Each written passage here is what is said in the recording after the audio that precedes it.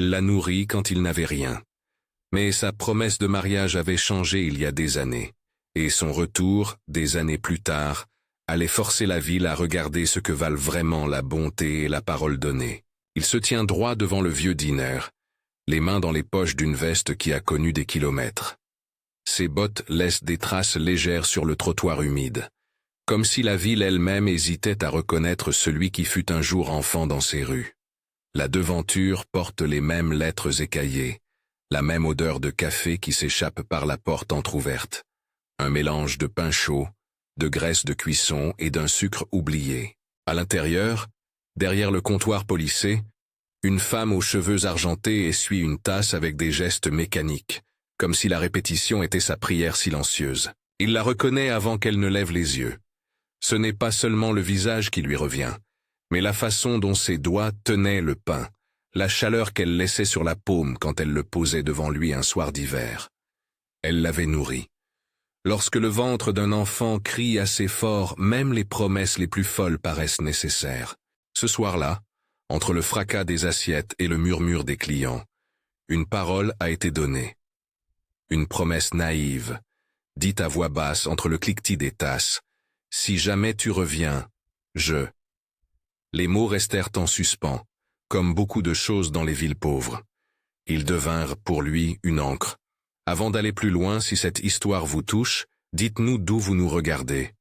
Racontez en un mot la promesse qui vous habite. Dans la mémoire, les images frappent net. Il a 7 ans la première fois qu'il franchit la porte de ce dîner. Ses mains étaient encore petites pour tenir le morceau de pain. Ses genoux étaient sales, son manteau trop léger. Elle posa le pain devant lui sans demander. Il se souvient de la vapeur qui montait, du goût du pain qui semblait recoudre un peu sa peau avec le monde. Autour d'eux, on riait, on parlait fort. Quelques hommes lançaient des plaisanteries au jeune garçon. Il se souvient aussi d'une main qui se posa sur sa tête comme si elle pouvait fixer l'avenir d'un geste. « Prends soin de toi », dit-elle, et quelque chose dans sa voix fit naître une promesse à l'intérieur de la bouche d'un enfant.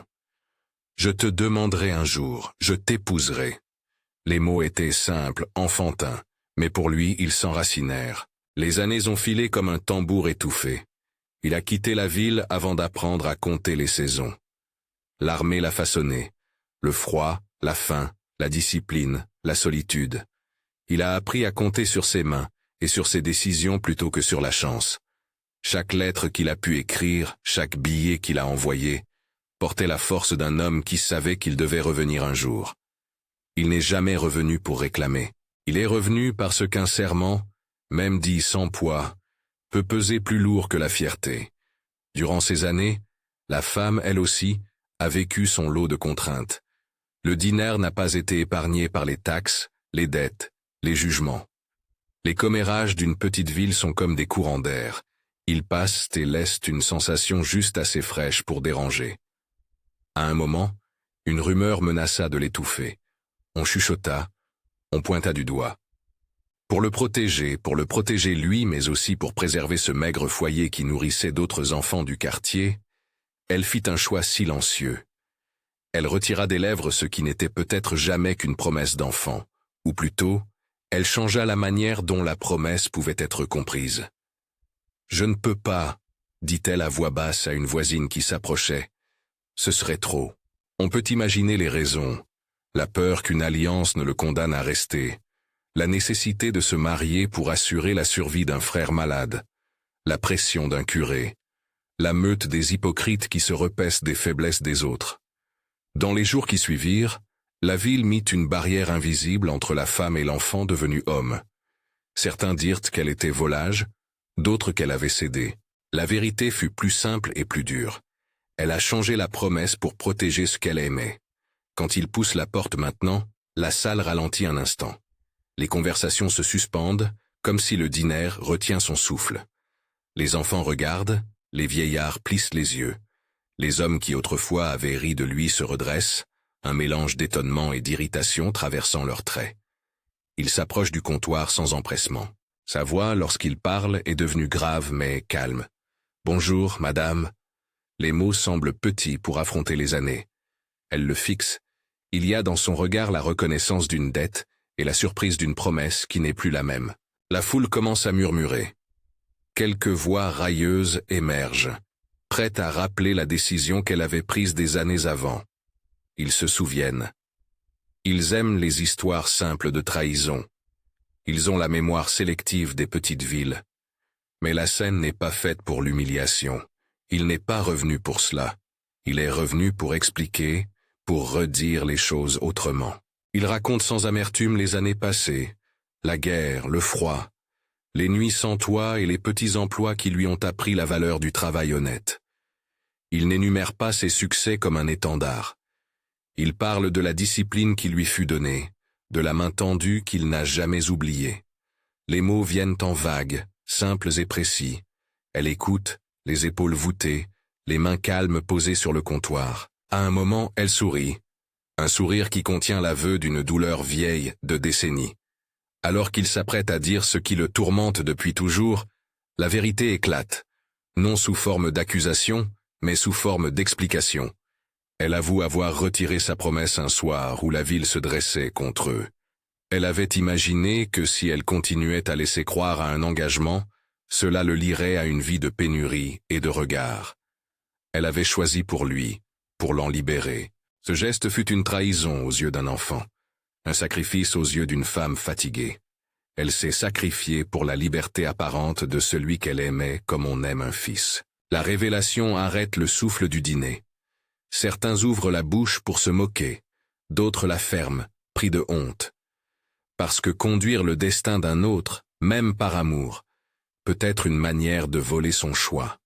Il le savait déjà dans les longues nuits, mais l'entendre de sa bouche lui donne une forme humaine et complexe. Il l'entend et comprend la nuance. La promesse a changé, oui, mais pas par caprice. Elle a changé par devoir, par peur, par un amour qui a pris la forme du renoncement. Le moment clé ne viendra pas d'un tonnerre de colère ni d'une exaltation triomphale. Il viendra d'un geste. Au lieu de réclamer, il retire sa casquette, la pose devant elle et verse quelques pièces sur le comptoir. « Vous m'avez nourri », dit-il simplement, « et cela m'a permis d'apprendre à rendre. Je ne veux pas que vous voyiez ma réussite comme une revanche. Je veux qu'on la voie comme ce qu'elle est, la conséquence d'une bonté qui m'a donné une chance. » Sa voix ne cherche pas à humilier, elle cherche à honorer. La foule est touchée par la mesure de son calme. Les hommes moqueurs, qui s'attendaient à la défaite, voient devant eux la dignité d'un homme qui n'a pas laissé la colère guider sa parole. Un silence se répand, puis quelques voix s'approchent en apologie timide. Ils avouent leur rire d'autrefois, admettent avoir jugé sans savoir.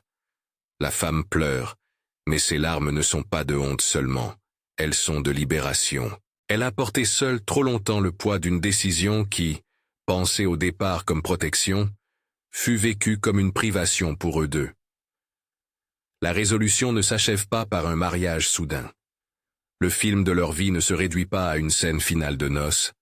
Au contraire, la promesse redevient autre chose. Elle se transforme en reconnaissance publique, en restitution de dignité. Il propose de remettre le dîner à flot, non pour en faire un monument à son succès, mais pour qu'il continue à nourrir ceux qui frappent à la porte. Salaires ajustés, réparation, un petit espace pour les jeunes qui veulent apprendre un métier, des gestes concrets plus éloquents que n'importe quelle parole. Elle accepte non comme une femme suppliant qu'on lui sauve l'honneur, mais comme quelqu'un qui retrouve la capacité de choisir à nouveau. La communauté, témoin de cette scène, change peu à peu. Ceux qui se complaisaient dans les jugements finissent par se frapper la poitrine en silence. Les enfants du quartier apprennent que la bonté peut survivre à l'injustice et qu'une promesse peut prendre des formes inattendues. Les moqueurs apprennent qu'il est plus noble d'admettre une erreur que de s'y accrocher. Le dernier plan est simple et lumineux. La lumière douce du dîner, désormais réparée, illumine le trottoir. On voit leurs mains un instant, celle d'elle, rugueuse du travail, et la sienne, marquée par des années de labeur. Ils marchent côte à côte, mais pas nécessairement en tant qu'amants retrouvés. Ils avancent comme deux personnes qui ont compris que les promesses peuvent être transformées en actes de justice et d'amour. Derrière eux, la ville semble un peu plus légère. Le pain servi ce soir-là a le goût de la réparation. Il y a une leçon sans sermon dans cette histoire. La bonté discrète a une force qui ne se mesure pas en fortune. Les promesses, même changées, conservent leur pouvoir quand on les place devant la vérité et la dignité. Changer une promesse n'est pas toujours trahison. Parfois, c'est une manière de protéger, d'aimer autrement, de faire un choix terrible pour préserver un avenir. Mais il faut en parler, l'expliquer, et surtout, il faut réparer quand la blessure devient lourde. Si cette histoire vous a touché, abonnez-vous et partagez la promesse qui vous guide. Dites dans les commentaires la promesse que vous gardez ou celle qui vous a été donnée et qui a changé votre vie. Les récits de petites bontés partagées transforment les rues les plus grises en lieux où la dignité reprend sa place.